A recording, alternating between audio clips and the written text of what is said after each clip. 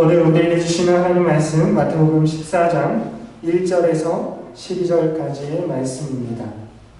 우리 한 목소리로 함께 읽도록 하겠습니다. 그때 분봉한 헤롯이 예수의 소문을 듣고 그 신하들에게 이르되 이는 세례 요한이라. 그가 죽은 자 가운데서 살아났으니 그러므로 이런 능력이 그 속에서 역사하는도다 하더라. 전에 헤롯이 그 동생 빌립의 아내 헤로디아의 일로 요한을 잡아 결박하여 옥에 가두었으니 이는 요한이 헤롯에게 말하되 당신이 그 여자를 차지한 것이 옳지 않다 하였습니다.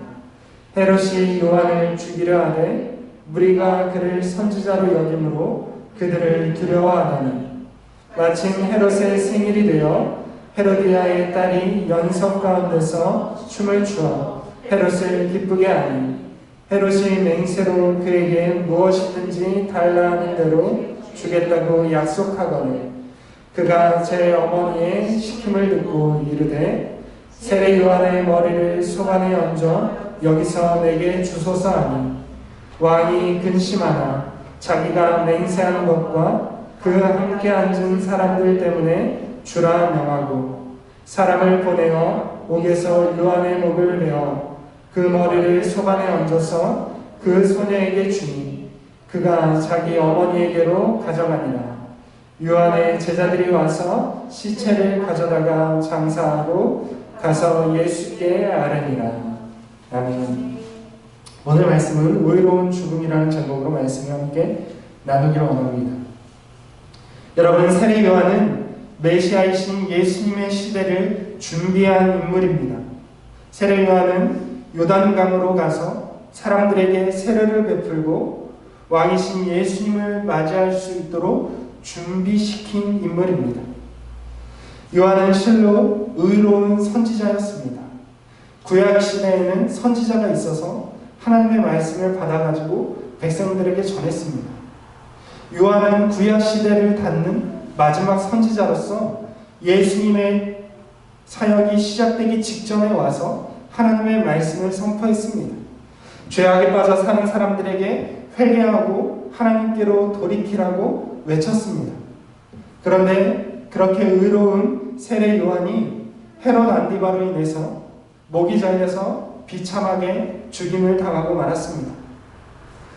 오늘 말씀은 한 사람의 죄악이 어떻게 의로운 사람을 죽음에 이르게 하는지 죄의 속성을 살펴보고 또 하나님 나라의 계획에 대해서 우리가 함께 생각해 보도록 하겠습니다.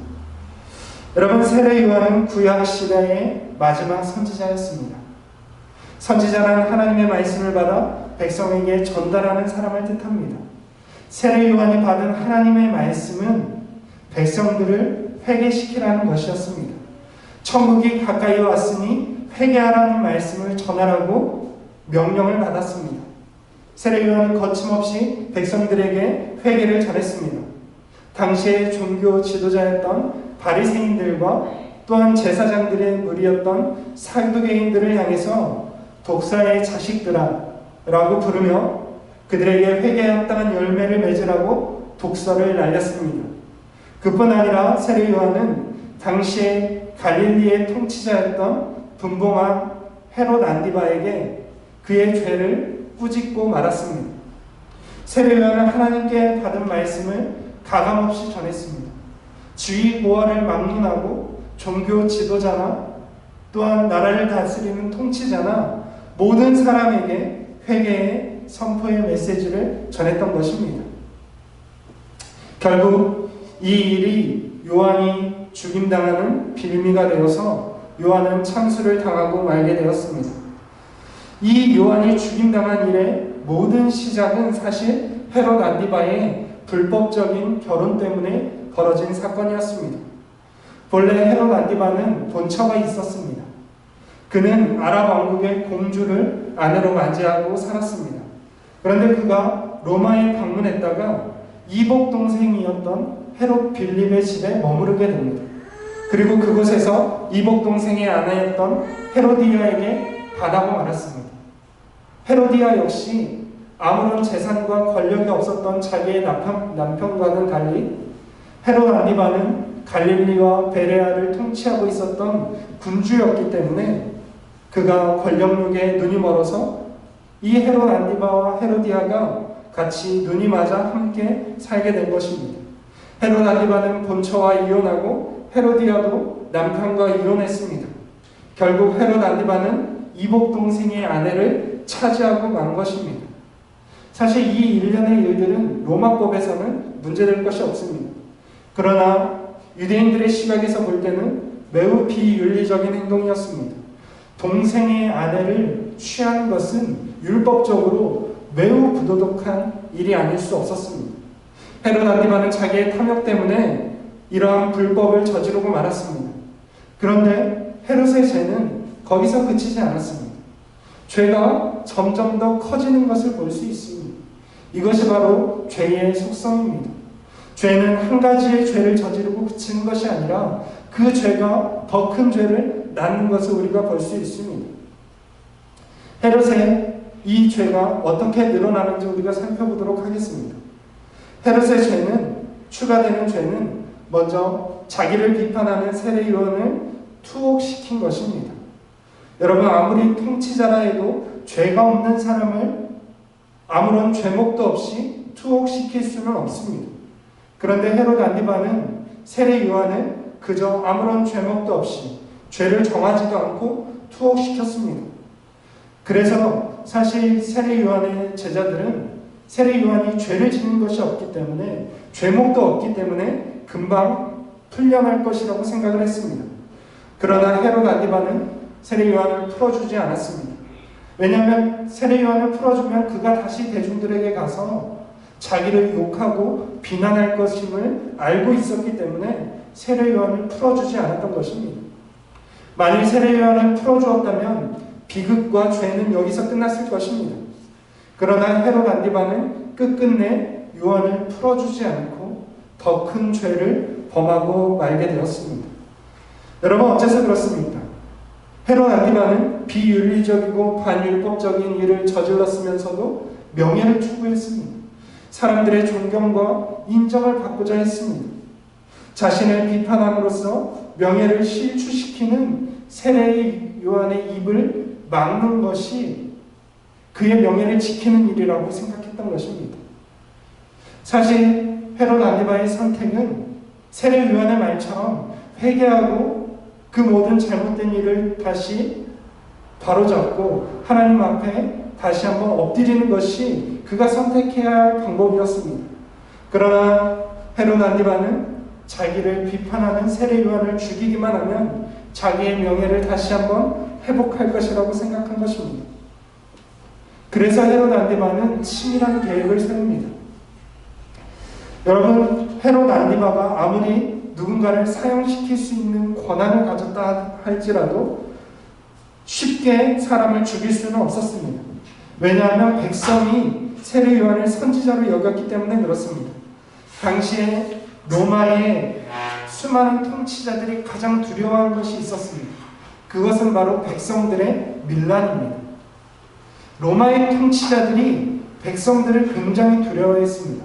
왜냐하면 백성들은 언제든지 통치자가 폭정을 일으킬 때에 밀란을 일으킬 수 있기 때문에 그렇습니다. 밀란을 일으키면 어떻게 됩니까?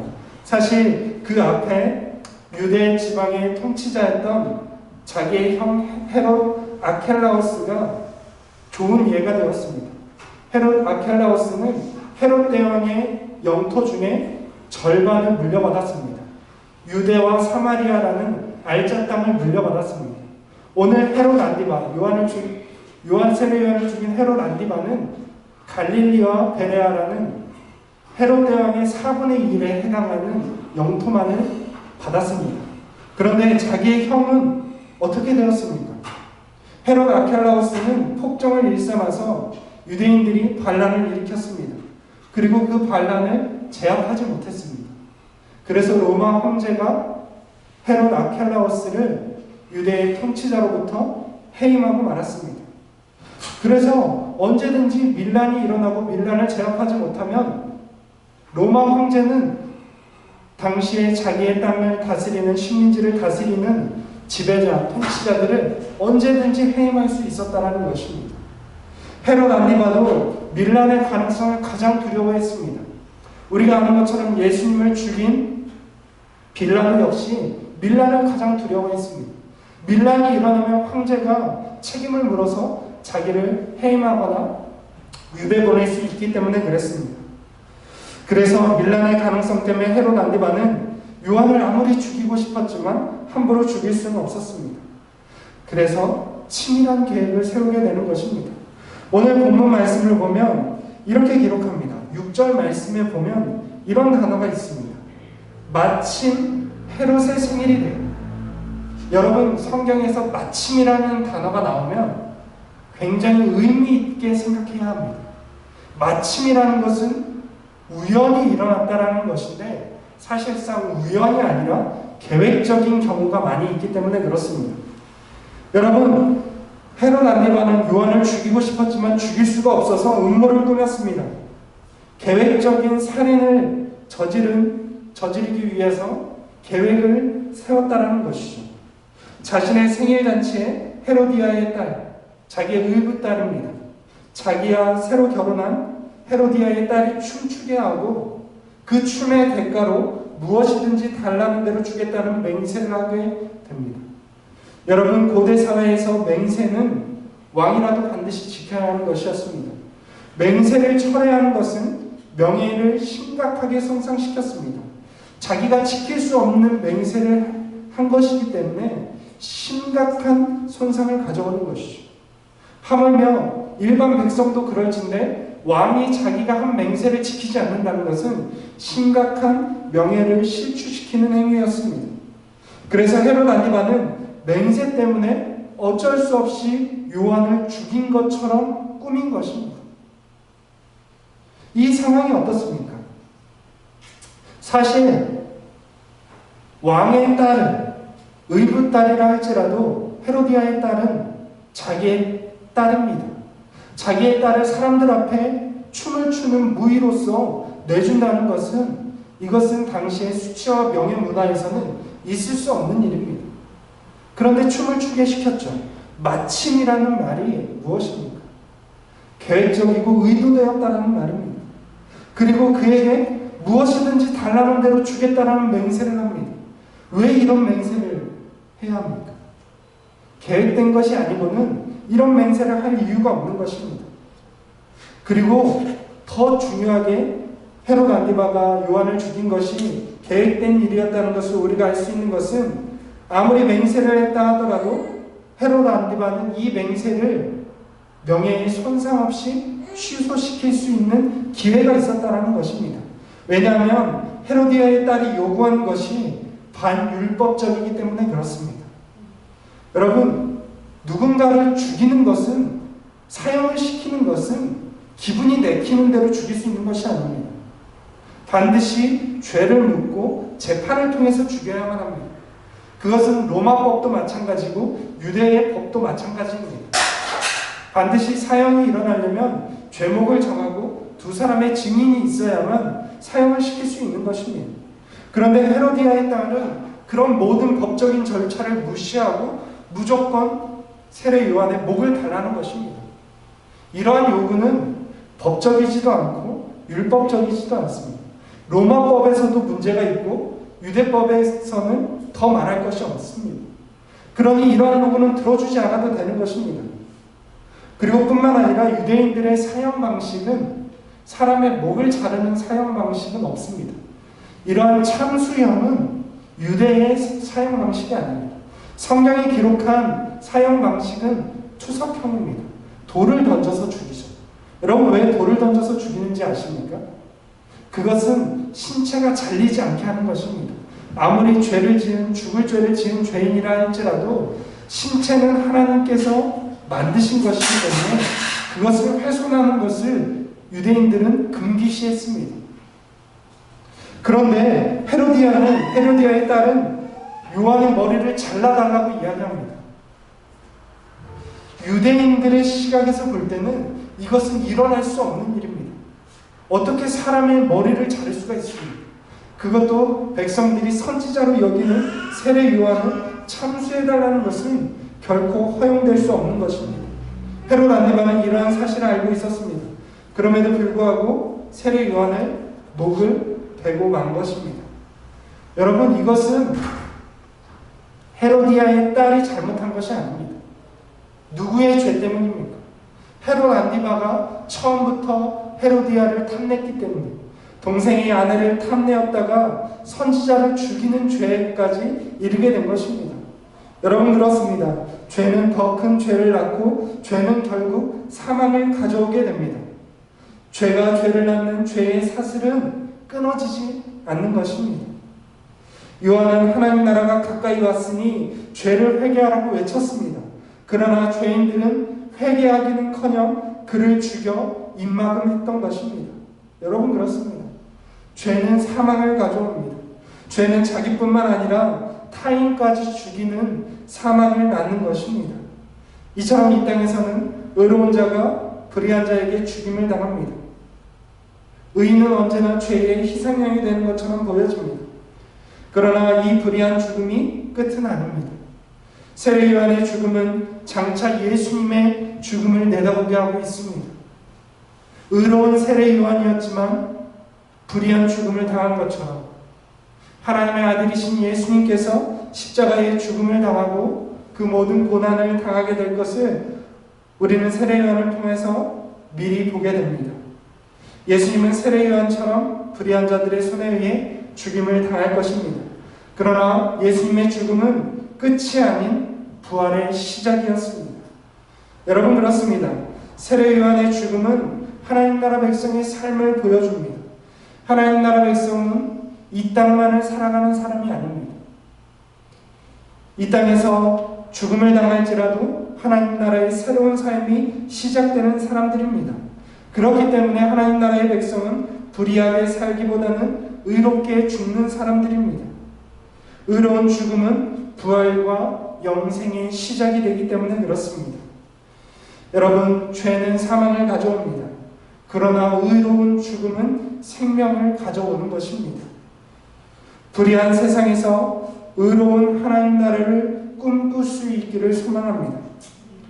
우리에게 비록 이 땅에서 불의한 일을 당한다 할지라도 그것은 하나님 나라에서 의로운 열매를 맺는 일입니다. 세례 요한의 죽음이 바로 그러한 죽음이었습니다.